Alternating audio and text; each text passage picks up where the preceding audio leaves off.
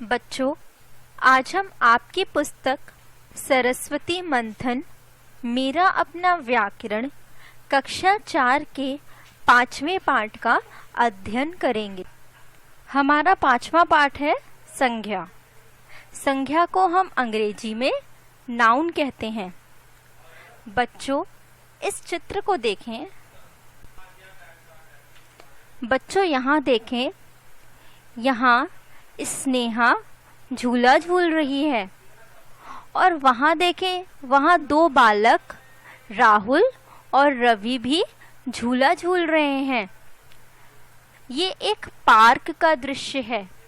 यहाँ पर पेड़ लगे हैं, एक घर है, घास है, कई सारे झूले हैं। बच्चों, यहाँ देखें, यहाँ पर कितने सारे जानवर हैं।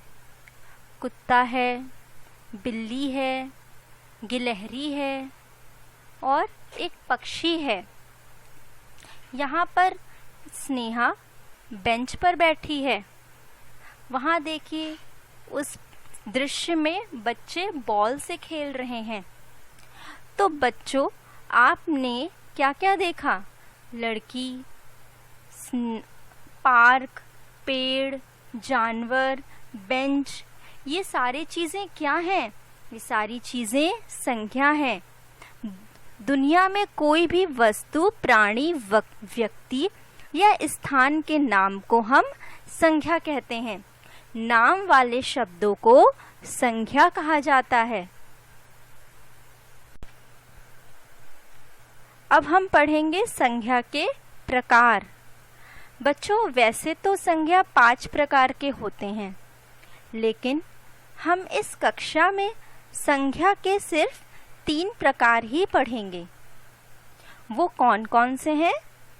पहला है व्यक्तिवाचक संज्ञा, दूसरा है जातिवाचक संज्ञा और तीसरा है भाववाचक संज्ञा। बच्चों, व्यक्तिवाचक संज्ञा क्या होता है? जो शब्द विशेष व्यक्ति, प्राणी, स्थान या वस्तु का बोध कराते हैं, उन्हें व्यक्तिवाचक संज्ञा कहते हैं।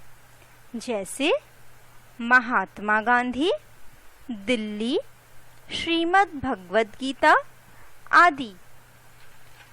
दुनिया में कोई भी नाम जिसका कोई विशेष नाम होता है, हम उसे व्यक्तिवाचक संज्ञा कहते हैं। अब जातिवाचक संज्ञा को देखते हैं। जो शब्द किसी व्यक्ति, वस्तु या स्थान की संपूर्ण जाति का बोध कराते हैं, वे जातिवाचक संज्ञा कहलाते हैं। जैसे चम्मच, शेर, अंगूर आदि। भाववाचक संज्ञा। जो शब्द किसी व्यक्ति, वस्तु, स्थान, मन के भावों को प्रकट करते हैं, वे भाववाचक संज्ञा कहलाते हैं। जैसे ईमानदारी, वीरता, अंधापन आदि। बच्चों, भाववाचक संज्ञा वह होती है जिसको ना तो हम देख सकते हैं और ना ही छू सकते हैं, जिसको हम सिर्फ महसूस कर सकते हैं, उसे हम भाववाचक संज्ञा कहते हैं। तो चलिए, अब हम इसको विस्तार से आपकी पुस्तक में पढ़ते हैं कि इसको कैसे पढ़ाया है।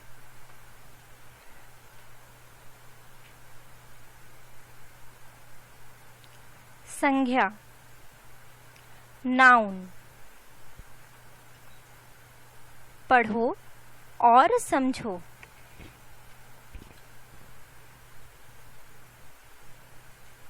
मयंक और गीता भाई बहन हैं।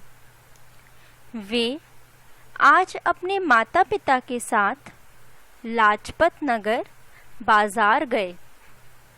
मयंक के साथ उसका दोस्त आनंद भी है। मयंक के माता पिता ने मयंक और गीता के लिए कपड़े और जूते खरीदे। आनंद के लिए मयंक ने कंप्यूटर गेम खरीदा। सबने मिलकर आइसक्रीम खाई। आइसक्रीम की ठंडक और मिठास से उनका मन प्रसन्नता से भर उठा। मोटे अक्षर नाम बता रहे हैं, ये संज्ञा है। अब बताइए, क व्यक्तियों के नाम। मयंक, गीता, आनंद, माता पिता, भाई बहन। ख स्थानों के नाम। लाजपत नगर, बाजार। ग वस्तुओं के नाम। कपड़े, जूते, आइसक्रीम, कंप्यूटर गेम। घ भावों के नाम। ठंडक, मिठास, प्रसन्नता। किसी वस्तु, प्राणी, व्यक्ति, भाव या स्थान के नाम बताने वाले शब्दों को संज्ञा कहते हैं। संज्ञा के प्रकार। संज्ञा के 3 प्रमुख भेद माने गए हैं। पहला, व्यक्तिवाचक संज्ञा, प्रॉपर नाउन। दूसरा, जातिवाचक संज्ञा, कॉमन नाउन। और तीसरा, भाववाचक संज्ञा, एब्स्ट्रैक्ट नाउन। क व्यक्तिवाचक संज्ञा। जिस संज्ञा शब्द से किसी विशेष व्यक्ति, प्राणी, स्थान या वस्तु के नाम का बोध हो, उसे व्यक्तिवाचक संज्ञा कहते हैं। तुलसीदास ने रामचरितमानस ग्रंथ की रचना की। महाराणा प्रताप के घोड़े का नाम चेतक था। रणवीर धर्मवीर का दोस्त है। यहाँ तुलसीदास महाराणा प्रताप, रणवीर और धर्मवीर व्यक्तियों के नाम, रामचरितमानस पुस्तक का नाम, चेतक पशु या घोड़े का नाम है। अतः गंगा, तुलसीदास, महाराणा प्रताप, रणवीर, धर्मवीर, रामचरितमानस, चेतक नाम व्यक्तिवाचक संज्ञा हैं, क्योंकि ये शब्द व्यक्ति, वस्तु, प्राणी का बोध कराते हैं। व्यक्तिवाचक संज्ञाओं के कुछ उदाहरण।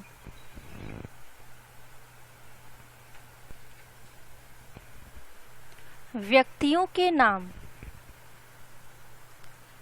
सचिन तेंदुलकर, महात्मा गांधी, साइना नेहवाल, शाहरुख खान। स्थानों के नाम। अमेरिका, दिल्ली, अक्षरधाम, विद्या मंदिर स्कूल।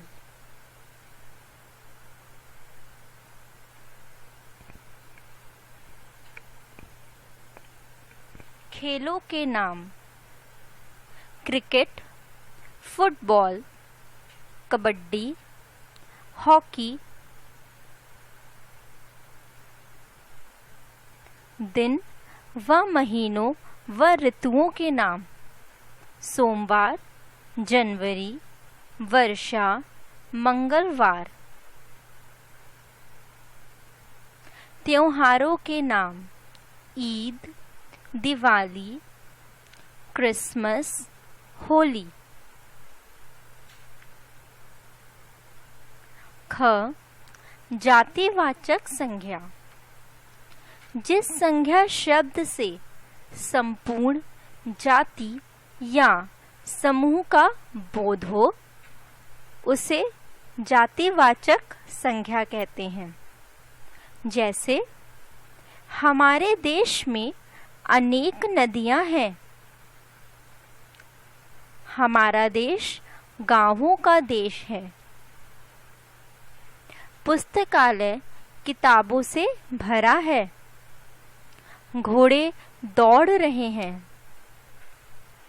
यहाँ नदियाँ, गांव, किताबें और घोड़े शब्द से किसी विशेष नदी, गांव, किताब या घोड़े के स्थान पर संपूर्ण नदियों, गांवों, किताबों या घोड़ों की बात की जा रही है। अर्थात ये शब्द वस्तु या प्राणी के समूह या जाति का बोध कराते हैं। अतः ये शब्द जातिवाचक संज्ञा कहलाते हैं। जातिवाचक संज्ञाओं के कुछ उदाहरण। प्रकृति संबंधी फल, पेड़, सब्जी, अनाज, पहाड़, वन, नदी, बगीचा। पशु पक्षी संबंधी मोर, तितली, पक्षी, मक्खी, बंदर, कछुआ, शेर, घोड़ा। मनुष्य से संबंधित जातिवाचक संज्ञाएं।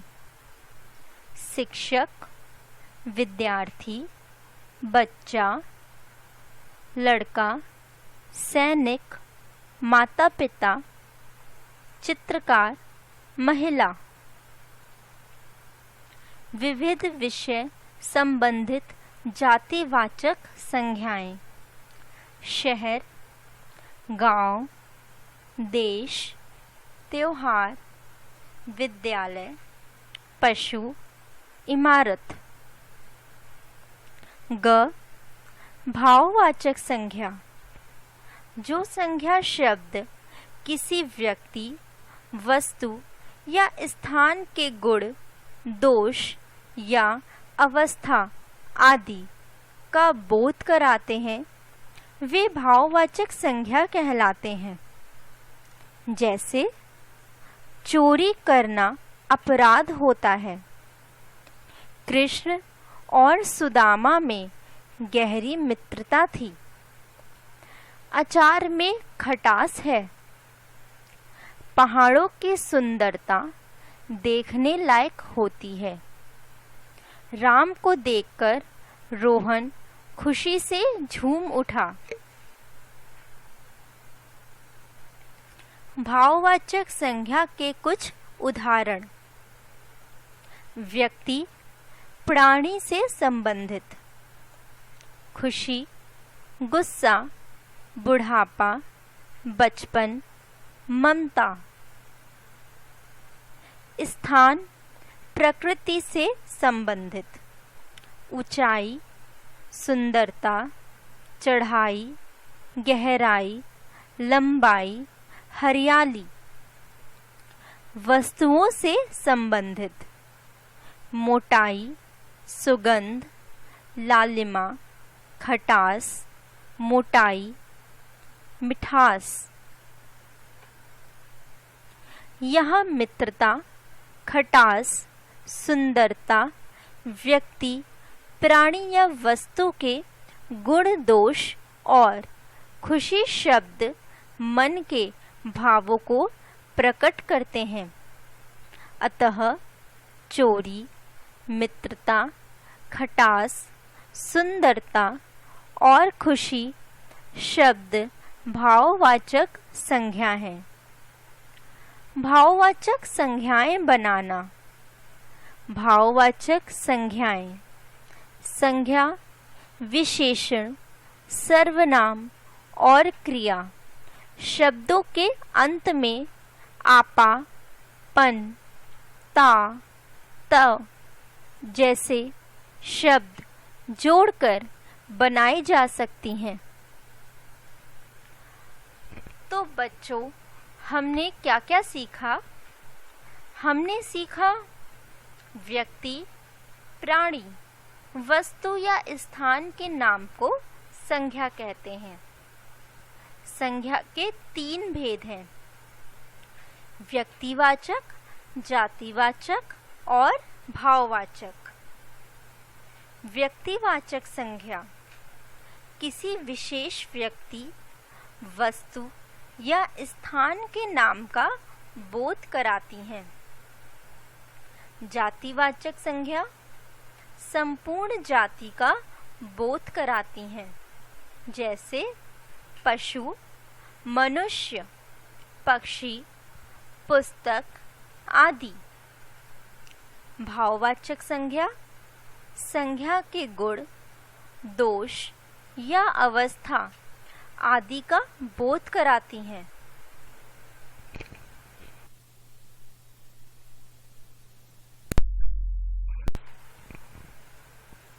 अभ्यास।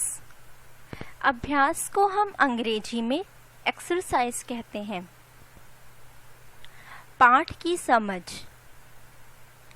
पहला, नीचे दिए गए प्रश्नों के उत्तर लिखिए। क, संज्ञा किसे कहते हैं? बच्चों, आप अपने पाठ को दोहराएं और याद करें कि संज्ञा किसे कहते हैं और सोचकर इसका उत्तर दें। इसका उत्तर है किसी वस्तु, प्राणी, व्यक्ति, भाव या स्थान के नाम को संज्ञा कहते हैं।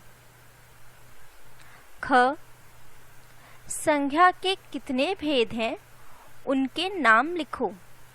बच्चों, संज्ञा के कितने भेद होते हैं? 4, 5 या 6। संज्ञा के 3 भेद होते हैं। कौन कौन से? पहला, व्यक्तिवाचक, दूसरा जातिवाचक और तीसरा भाववाचक। भाषा की समझ। दूसरा, नीचे दिए गए शब्दों से संज्ञा के भेद लिखिए। बुढ़ापा। बच्चों, बुढ़ापा कौन सी संज्ञा में आता है? आप क्या बुढ़ापे को कभी देख सकते हैं? बुढ़ापा सिर्फ महसूस किया जाता है। बुढ़ापा आपका भाववाचक संज्ञा है। बच्चा। बच्चा जातिवाचक संज्ञा है। गाय। गाय जातिवाचक संज्ञा है। हिमालय। हिमालय आपका व्यक्तिवाचक संज्ञा है। ये किसी विशेष पहाड़ का नाम है, हिमालय। महाभारत। महाभारत व्यक्तिवाचक संज्ञा है। सैनिक। सैनिक आपका जातिवाचक संज्ञा है। मकान। मकान जातिवाचक संज्ञा है। मिठाई। मिठाई भाववाचक संज्ञा है। भारत। भारत एक विशेष देश का नाम है, इसलिए ये व्यक्तिवाचक संज्ञा है। पर्वत।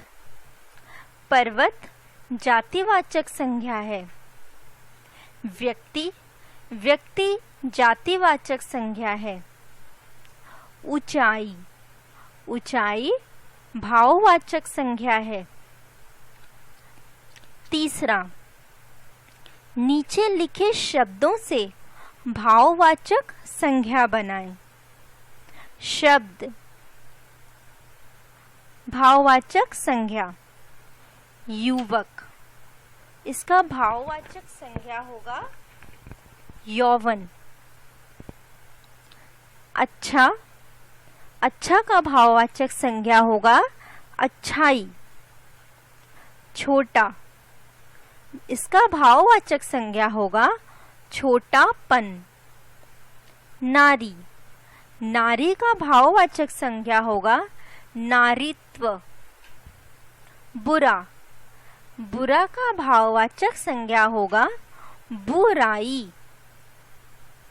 बूढ़ा का भाववाचक संज्ञा होगा बुढ़ापा। भाषा की परख।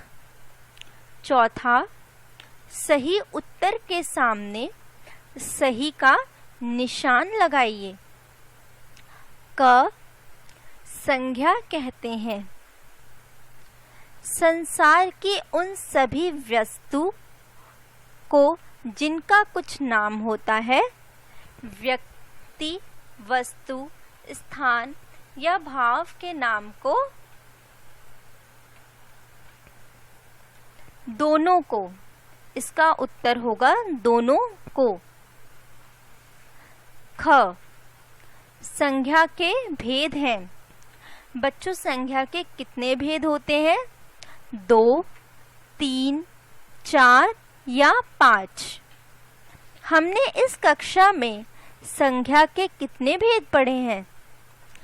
हमने सिर्फ 3 भेद पढ़े हैं, तो इसका उत्तर होगा 3। ग भाव का नाम है। भाव का क्या नाम है? मोर, चावल, प्रेम या गाजर। भाव का नाम है प्रेम। घ स्थान का नाम है नेहा, गर्मी, रुपया या चिड़ियाघर। स्थान का नाम है चिड़ियाघर।